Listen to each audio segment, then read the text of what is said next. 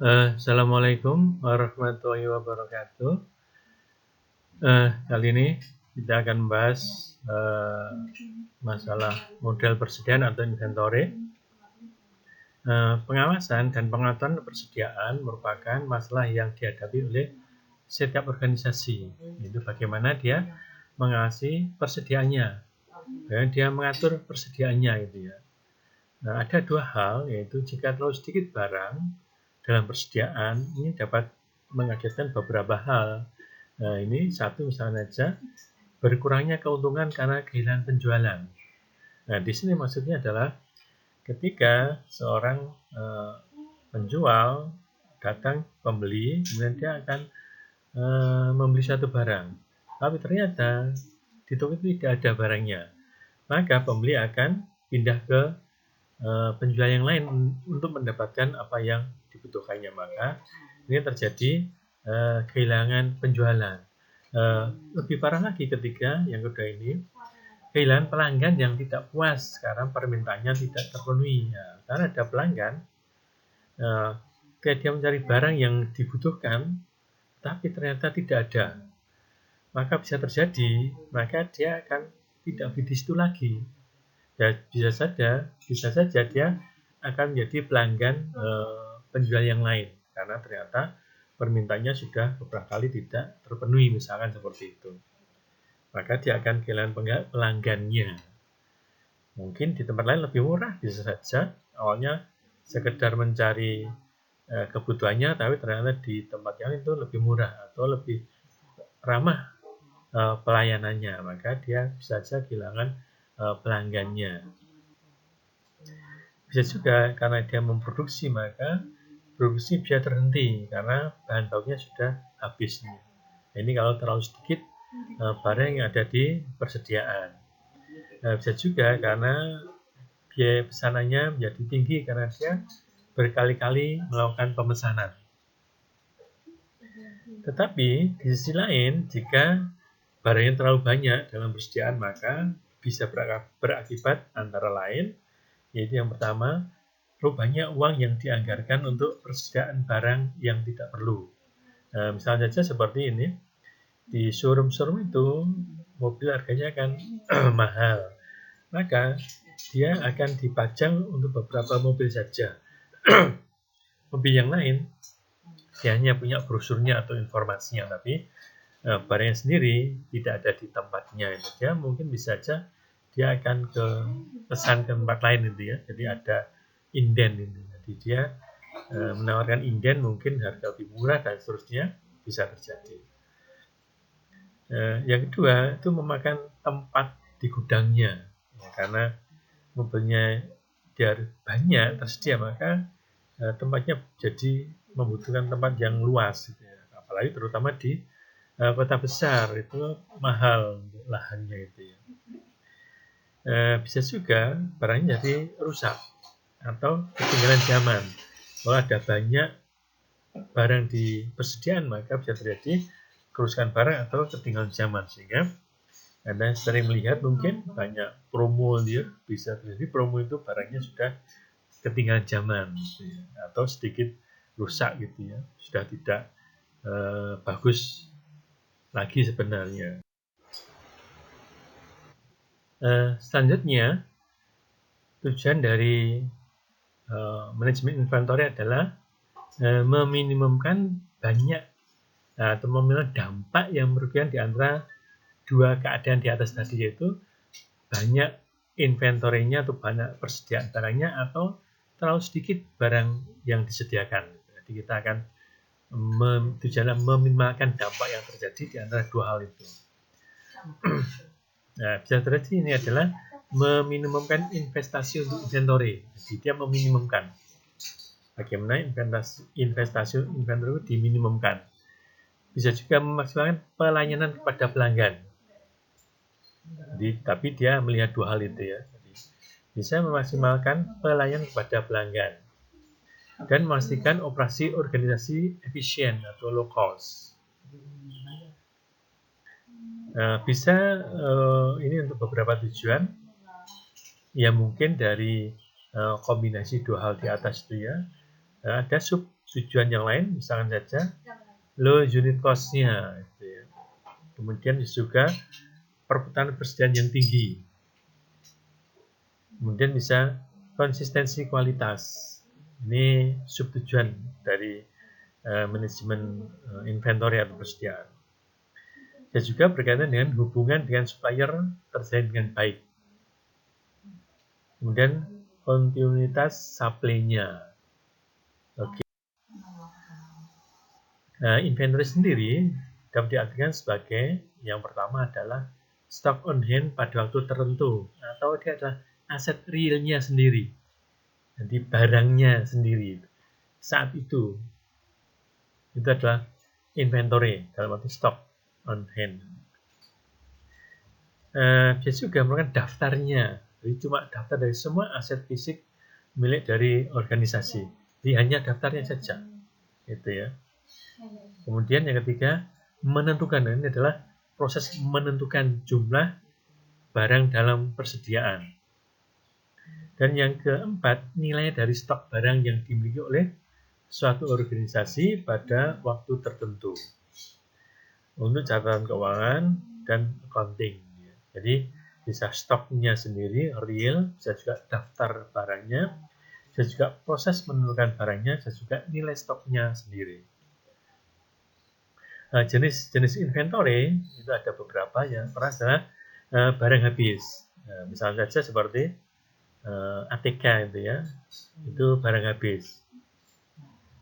Mungkin kalau di labcom bisa saja hard disk, bisa saja power supply itu bisa termasuk barang habis ini ya.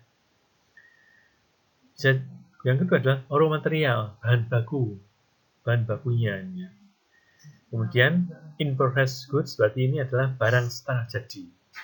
Dia ada barang baku misalkan kayu gelondongan itu misalnya saja. Barang setengah jadi saja kayu yang sudah dipotong menjadi dengan ukuran tertentu sehingga nanti tinggal ngerakit misalkan. Dan barang jadi. Nah, ini adalah jenis inventory. Oke. Selanjutnya berkaitan dengan klasifikasi masalah persediaan. Yang pertama adalah pengulangan. Bisa single order, jadi dia sekali pesan. Sekali pesan ini, kasus seperti ini bisa terjadi seperti ketika seperti ini menjelang 17 Agustus ini banyak penjualan tiang bendera sendiri dan umbul-umbul ini. Nah, ini bisa masuk ke sana ketika penjualan dia itu membeli banyak dan membeli banyak dengan harga murah otomatis, kemudian dia akan menjualnya selama masa sebelum 17 Agustus. Dia menjual itu. Nah, dia diharapkan dia beli itu dia untuk sekali dan memenuhi di sesi ketika menunggu peringatan itu ya. Ini adalah sekali pesan saja. Kemudian berikutnya adalah berkali-kali pesan. Jadi dia akan berkali-kali pesan seperti kebutuhan harian misalkan saja bisa saja beras itu bisa dia berkali-kali pesan, tinggal sedikit pesan atau sabun dan seterusnya ini ya. Ini bisa banyak hal. Kemudian untuk sumber supply-nya itu bisa dari luar atau bisa dari dalam. Kalau dari dalam mungkin bisa saja antara anak perusahaan itu ya, mensuplainya saja di industri mie misalkan aja ada gandum itu ya, tepung gandum itu atau terigu Bukasari itu dia supply ke Indofood, di supply untuk makanan, untuk mie, dia dalam satu induk perusahaan ya. Jasa seperti itu. Dan berikutnya adalah kaitan dengan demand. Pengertian berkaitan dengan demand bisa konstan, bisa juga dia adalah variabel. Demand punya variabel, dia punya distribusi, bisa seperti itu. Oke. Bisa demand-nya adalah independen, bisa juga dependent, artinya independen dia tidak bergantung dengan barang satu dengan barang yang lainnya. Kalau dependent itu dia sangat bergantung. Tapi nanti kita bahas di yang independen saja. Kemudian berkaitan dengan lead time atau waktu tunggu, itu bisa lead time-nya konstan dan juga bentuk variabel untuk dia punya distribusi. Oke. Inventory system, nah ini perpetual itu bisa dia terus menerus gitu ya. Jadi dia pesan berkali-kali gitu ya. Dan juga dia periodik, ada periodenya. Kalau perpetual itu misalnya seperti ketika barang sekian maka dia ketika barang tinggal sekian maka dia akan pesan. Ketika barang tinggal sekian dia akan pesan. Kalau periodik dia berkaitan dengan waktunya. Jadi setiap tahun dia 4 kali pesan. Jadi di bulan mungkin 3 bulan sekali dia pesan, itu periodik.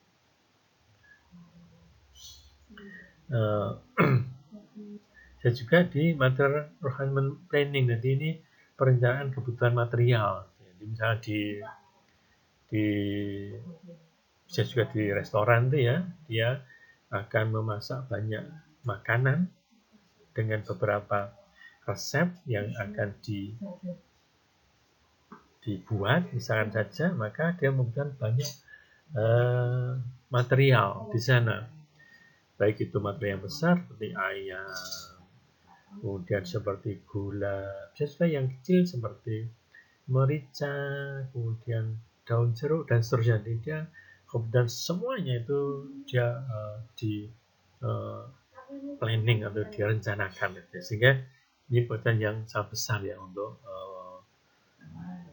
ketika dia membutuhkan material yang banyak seperti di restoran. Ya. Bisa juga berkaitan dengan distribusinya, ya. Perencanaan kebutuhan distribusi itu ya. Dia punya barang. Ya. Dan single order quantity ketika dia menentukan jumlah pesanan tunggal itu kira-kira yang optimal berapa. Gitu ya. Seperti yang tadi itu yang saya sebelum tadi, dia kira-kira beli bendera berapa sih? Tiangnya berapa untuk sekali sesi itu. Dan juga ketika di menjelang tahun baru misalnya saja ada penjual trompet itu juga sama, dia juga akan ketika peristiwa itu kira-kira dia pesan berapa banyak itu, sehingga ketika dia kondisinya masih jauh dia bisa lebih murah, jualnya juga mungkin nggak terlalu mahal, ketika agak mulai mendekati mungkin sudah mulai mahal ya. Tapi ketika melewati dia akan mungkin harganya akan jatuh gitu ya. Oke. Komponen dari inventory adalah demand atau permintaan, dan penambahan barang karena dia pesan ya, dia ada penambahan barangnya, dan constraint atau kendala-kendala, bisa kendala berkaitan dengan tempatnya, bisa dengan dananya yang ada dan seterusnya. Dan berkaitan dengan biayanya, dia keluar untuk berbagai hal. Oke. Biaya dari inventory itu meliputi beberapa hal, yaitu yang pertama bisa berkaitan dengan biaya pembelian. Ini dia beli barang berapa, jadi harga barangnya bisa dianggap seperti itu. Kemudian biaya pembelian dari suatu barang adalah harga barang jika dibeli dari sumber eksternal. Jadi harga barangnya itu untuk biaya unit produksi jika diproduksi secara internal, atau harga produksinya. Ya. Oke, jadi bisa harga barang karena dia beli dari luar, atau biaya produksi ketika yaitu sumbernya atau supply dari dalam. Biaya order atau biaya pesan, biaya yang timbul dari proses pemesanan dan penerimaan barang dari supplier luar. Ini bisa dalam bentuk beberapa hal yang ada memang agak susah untuk diidentifikasi. Ini biaya pasokan, formulir, agak susah, formulir, pemrosesan pesanan, tenaga administrasi pendukung, dan lain-lain. Memang agak susah mengidentifikasinya karena memang mungkin bisa kecil-kecil gitu ya. Biaya setup mesin misalnya saja, mesin mulai dipakai, dia akan setup awal itu biasanya besar, seperti ketika pesan undangan itu kadang kalau pesan buku sama aja, atau kita mencetak buku, kalau kita cuma mencetak satu ya mungkin mahal dibanding kita mencetak katakanlah 5.000 eksemplar mungkin ya, mungkin katakanlah 50.000 eksemplar mungkin satu unit atau satu eksemplar buku itu bisa aja misalkan aja 15.000. Nah, kalau dia cuma satu bisa aja dia bisa 30.000 dan seterusnya. Jadi bisa amat jauh berbedanya. Jadi menyiapkan mesin atau proses untuk memproduksi sebuah pesanan. Clean up cost, retooling cost, adjustment cost, dan seterusnya. Ini berkaitan dengan itu. Oke, biaya penyimpanan atau holding cost. Biaya berkaitan dengan penyimpanan barang atau penahanan persediaan sampai inventory tersebut dijual atau dipakai. Jadi disimpan sampai barang itu dijual. Dijual menahan barang di suatu tempat. Sampai barang itu diperoleh oleh orang lain, yaitu dijual atau dipakai. Yang mencakup biaya berkaitan dengan pergudangannya, keusangan, nanti nilai keusangan barangnya, asuransi, staffing tambahan, pembayaran bunga, dan lain-lain misalnya. Yang terkait dengan itu biasanya kita buat tunggal akan lebih mudah. Dan stock cost, biaya stok habis, biaya yang muncul karena banyaknya permintaan melebihi stok yang tersedia. Umumnya mencakup biaya yang disebabkan oleh hilangnya kepercayaan pelanggan di samping hilangnya pendapatan potensial. Artinya pelanggannya sudah nggak itu lagi karena dia tidak terpenuhi permintaannya, kebutuhannya sudah tidak dapat dipenuhi saat itu, sehingga dia bisa mencari pelanggan yang lain. Maka itu bisa saja oleh perusahaan disebut dengan biaya stok habis, gitu ya. Atau pendapatan potensial, gitu ya.